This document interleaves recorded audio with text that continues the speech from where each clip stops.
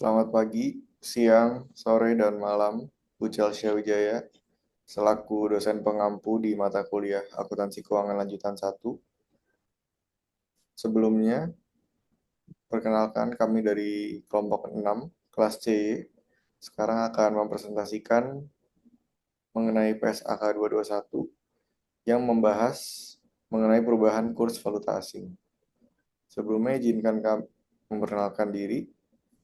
Nama saya Timotius Jonathan dengan NIM 125240090. Nama saya Grafentio Karnikov dengan NIM 125240246.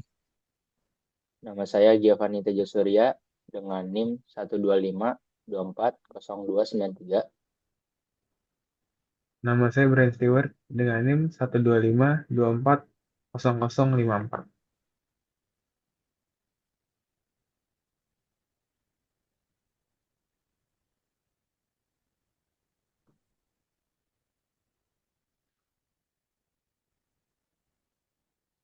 Oke, sekarang pertama-tama kami akan menjelaskan mengenai definisi.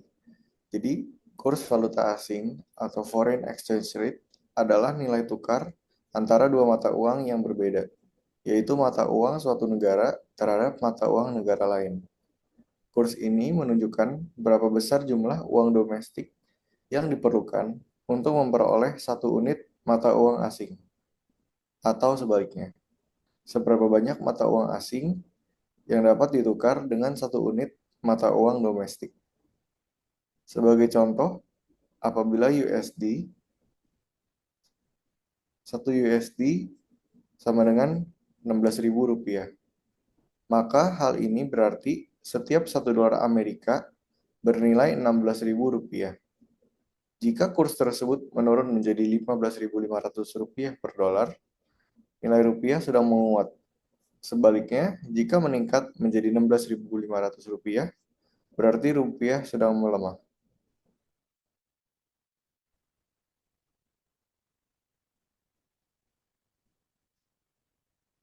Tujuan. Jadi, tujuan adanya kurs valuta asing yang pertama adalah sebagai dasar transaksi internasional. Kurs digunakan untuk menghitung nilai tukar dalam kegiatan ekspor, impor, investasi, dan pembayaran luar negeri agar transaksi antar negara dapat berjalan lancar dan adil. Yang kedua, menilai aset dan kewajiban dalam mata uang asing. Perusahaan atau individu yang memiliki pendapatan, hutang, atau investasi dalam mata uang asing membutuhkan kurs untuk mengonversi nilainya ke dalam mata uang domestik. Yang ketiga, tujuannya adalah untuk menjaga kestabilan ekonomi dan moneter. Kurs menjadi alat penting bagi pemerintah dan bank sentral untuk mengendalikan inflasi, serta menjaga nilai mata uang dan menyeimbangkan neraca perdagangan. Yang terakhir, menentukan daya saing perdagangan internasional. Perubahan nilai tukar dapat mempengaruhi harga ekspor-impor. Ketika kurs domestik melemah, produk dalam negeri menjadi lebih kompetitif di pasar global. Sekarang, kami akan membahas pengertian komponen-komponen dalam akuntansi terkait transaksi mata uang asing. Pemahaman setiap komponen ini diperlukan agar kita dapat menilai, mencatat, dan menyajikan transaksi dalam laporan keuangan secara tepat sesuai standar yang berlaku. Pertama, selisih kurs. Selisih kurs adalah perbedaan nilai yang muncul akibat perubahan kurs antar mata uang. Fenomena ini terjadi ketika nilai tukar berubah antara tanggal pengakuan dan tanggal pelunasan suatu transaksi. Selisih ini dapat menimbulkan keuntungan atau kerugian selisih kurs yang harus diakui dalam laporan keuangan. Kedua, valuta asing. Valuta asing merupakan mata uang luar negeri yang berbeda dari mata uang utama yang digunakan oleh perusahaan. Penggunaan valuta asing muncul ketika entitas melakukan transaksi internasional seperti pembelian, penjualan, atau pendanaan dalam mata uang lain. Ketiga, kurs. Kurs adalah nilai tukar yang menunjukkan perbandingan antara dua mata uang. Kurs menjadi dasar penentuan nilai transaksi ketika perusahaan bertransaksi menggunakan mata uang selain mata uang fungsionalnya. Selanjutnya, kegiatan usaha luar negeri. Komponen ini mengacu pada entitas atau unit usaha yang beroperasi di luar negeri atau menggunakan mata uang yang berbeda dari entitas induk. Kegiatan usaha luar negeri memerlukan perlakuan khusus dalam proses translasi ke laporan keuangan konsolidasian. Berikutnya, mata uang penyajian. Mata uang penyajian adalah mata uang yang digunakan oleh entitas untuk menyusun laporan keuangan. Tidak selalu sama dengan mata uang fungsional, namun dipilih agar laporan keuangan relevan dan mudah dipahami oleh pengguna laporan. Terakhir, nilai wajar. Nilai wajar adalah harga yang dianggap wajar untuk menjual aset atau melunasi kewajiban pada tanggal pengukuran. Konsep ini digunakan secara luas dalam pengukuran akuntansi, termasuk saat perubahan kurs, harus menilai kembali aset atau kewajiban yang dipengaruhi oleh perubahan kurs tersebut. Secara keseluruhan, seluruh komponen ini saling berkaitan dalam proses pengakuan, pengukuran, dan penyajian transaksi mata uang asing. Dengan memahami setiap istilah secara tepat, kita dapat memastikan bahwa laporan keuangan mencerminkan kondisi ekonomi sebenarnya, terutama dalam konteks kegiatan usaha yang melibatkan lebih dari satu mata uang.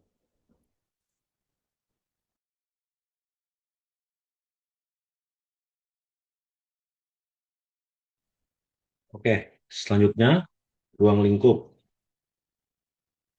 Pencatatan transaksi dan saldo yang menggunakan mata uang asing, kecuali untuk transaksi derivatif dan saldo derivatif yang sudah diatur khusus dalam PSAK 55 mengenai instrumen keuangan serta cara pengakuannya. Yang kedua, proses menerjemahkan laporan kinerja dan posisi keuangan dari unit usaha di luar negeri yang digabungkan ke dalam laporan keuangan entitas induk, baik lewat konsolidasi proporsional, maupun penerapan metode ekuitas. Yang ketiga, proses mengonversi laporan laba rugi dan laporan posisi keuangan suatu entitas ke dalam mata uang yang digunakan sebagai mata uang penyajian laporan keuangan. Mata uang fungsional. Definisinya ini adalah mata uang fungsional adalah mata uang utama yang digunakan dalam lingkungan ekonomi tempat entitas beroperasi. Penentuan mata uang fungsional tidak bisa dilakukan sembarangan karena akan memengaruhi pengukuran seluruh transaksi perusahaan. Pertimbangannya meliputi: 1. Di mana pasar utama entitas berada. Kedua, mata uang yang memengaruhi pendapatan dan biaya. Ketiga, serta mata uang yang memengaruhi arus kas operasional. Jika suatu perusahaan di Indonesia menjual seluruh produknya ke Amerika dan dibayar dengan dolar, sangat mungkin mata uang fungsionalnya adalah dolar, meskipun perusahaan berlokasi di Indonesia. Faktor penentu menurut SAK IAI, Ikatan Akuntan Indonesia. Menurut SAK IAI, ada beberapa faktor tambahan, seperti mata uang yang memengaruhi harga jual, mata uang yang memengaruhi biaya pokok, mata uang yang digunakan dalam pendanaan, baik pinjaman maupun modal sendiri, dan yang terakhir, mata uang yang digunakan dalam arus kas kegiatan operasional. Dengan mempertimbangkan faktor-faktor ini, entitas dapat menentukan mata uang fungsional yang benar-benar mencerminkan lingkungan ekonominya. Investasi neto dalam kegiatan luar negeri. Entitas dapat memiliki aset atau kewajiban moneter yang berasal dari hubungan dengan unit usaha luar negerinya. Kedua, jika suatu pos moneter tidak direncanakan untuk diselesaikan atau tidak akan diselesaikan dalam waktu dekat, maka pos tersebut dianggap sebagai bagian dari investasi neto entitas pada unit usaha luar negeri. Pos-pos moneter ini bisa berupa piutang atau utang jangka panjang. Namun, pos moneter tersebut tidak termasuk piutang maupun utang dagang. Pos moneter. Pos moneter ini adalah aset atau kewajiban yang akan diterima atau dibayar dalam jumlah mata uang yang pasti atau dapat ditentukan nilainya. Contohnya antara lain, satu, kewajiban imbalan pasca kerja. Jadi pembayaran pensiun dan imbalan kerja yang dilakukan dalam bentuk kas. Kedua, kewajiban imbalan, maaf saya ulangi, estimasi kewajiban yang akan dibayar dengan kas. Atau kewajiban taksiran yang penyelesaiannya dilakukan melalui pembayaran kas. Yang ketiga, dividen kas yang telah menjadi kewajiban perusahaan.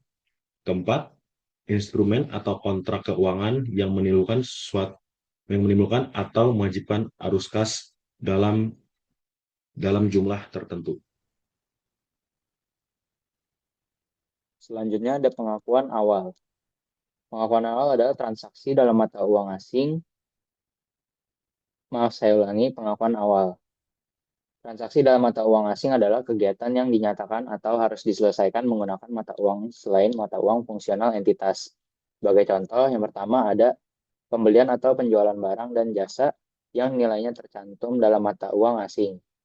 Yang kedua ada kegiatan meminjam atau memberikan pinjaman ketika jumlah utang atau piutangnya tercantum dalam mata uang asing. Yang ketiga ada perolehan atau pelepasan aset, serta pembuatan atau pelunasan kewajiban yang dinyatakan dalam mata uang asing.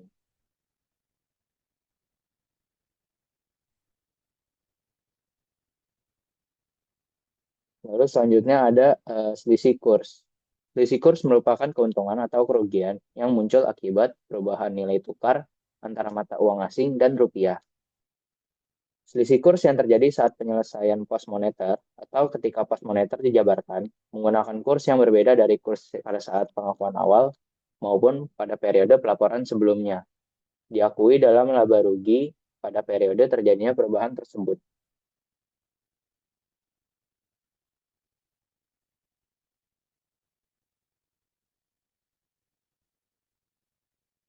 Selanjutnya ada perubahan mata uang fungsional. Perubahan mata uang fungsional hanya dapat dilakukan apabila terjadi perubahan besar dalam kondisi ekonomi. Misalnya, satu, terjadi pergeseran pasar utama tempat penjualan dilakukan. Yang kedua, adanya perubahan mata uang yang paling berpengaruh terhadap arus kas masuk dan keluar. Yang ketiga, terjadinya perubahan dalam struktur organisasi atau lokasi kegiatan operasional entitas. Sebagai contoh, sebuah entitas yang sebelumnya beroperasi di Indonesia dengan mata uang fungsional rupiah, kemudian memindahkan sekitar 80% aktivitasnya ke Amerika Serikat dan sebagian besar transaksi dilakukan dalam US dollar. Cara pencatatannya, apabila terjadi perubahan pada mata uang fungsional suatu entitas, maka entitas harus menerapkan penjabaran ke mata uang fungsional yang baru secara prospektif, yaitu mulai berlaku sejak tanggal terjadi perubahan tersebut. Selanjutnya ada penjabaran mata uang pelaporan. Prosedur penjabaran hasil dan posisi keuangan entitas yang mata uang fungsionalnya bukan mata uang dari suatu ekonomi hiperinflasi ke dalam mata uang pelaporan yang berbeda. Yang pertama ada aset dan liabilitas untuk setiap laporan dari posisi keuangan yang disajikan. Harus dijabarkan menggunakan kurs penutup. Yang kedua ada pendapatan dan beban untuk setiap laporan laba rugi komprehensif atau laporan laba rugi terpisah yang disajikan. Harus dijabarkan menggunakan kurs pada tanggal transaksi. Yang ketiga, semua hasil dari selisih nilai tukar harus diakui dalam pendapatan komprehensif lain.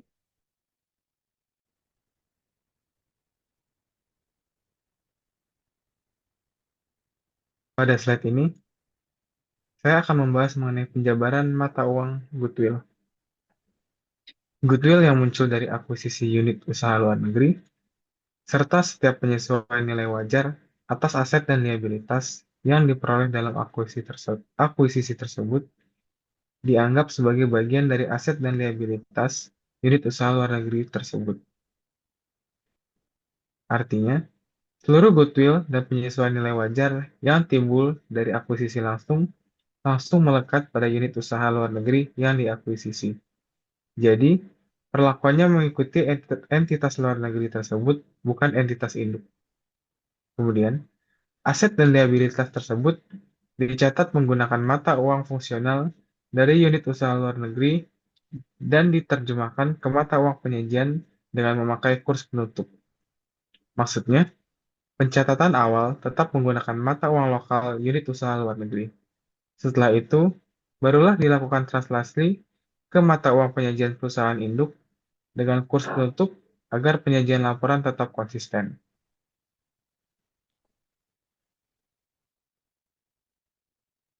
Kemudian pelupasan usaha luar negeri. Pada saat terjadi pelupasan atas suatu kegiatan usaha luar negeri, total akumulasi selisih kurs yang berhubungan dengan kegiatan usaha luar negeri tersebut yang sebelumnya dicatat dalam pendapatan komprehensif lain dan dikumpulkan dalam komponen ekuitas terpisah, dialihkan dari ekuitas ke laba rugi sebagai penyesuaian reklasifikasi ketika laba atau rugi atas pelepasan kegiatan usaha luar negeri tersebut diakui.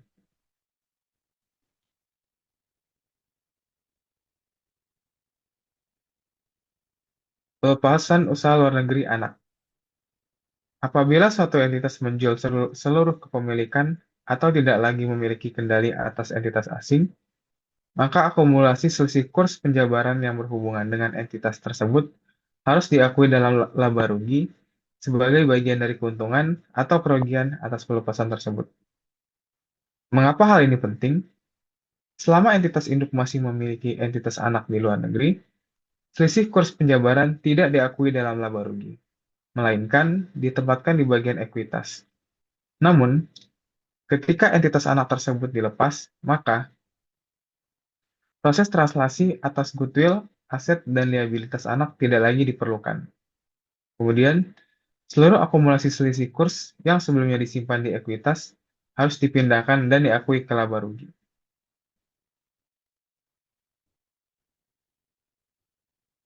Kemudian pengaruh pajak. Keuntungan atau kerugian yang timbul dari transaksi menggunakan mata uang asing, termasuk perbedaan kurs yang terjadi ketika laporan keuangan suatu entitas diterjemahkan ke mata uang lain, dapat menimbulkan konsekuensi di bidang perpajakan.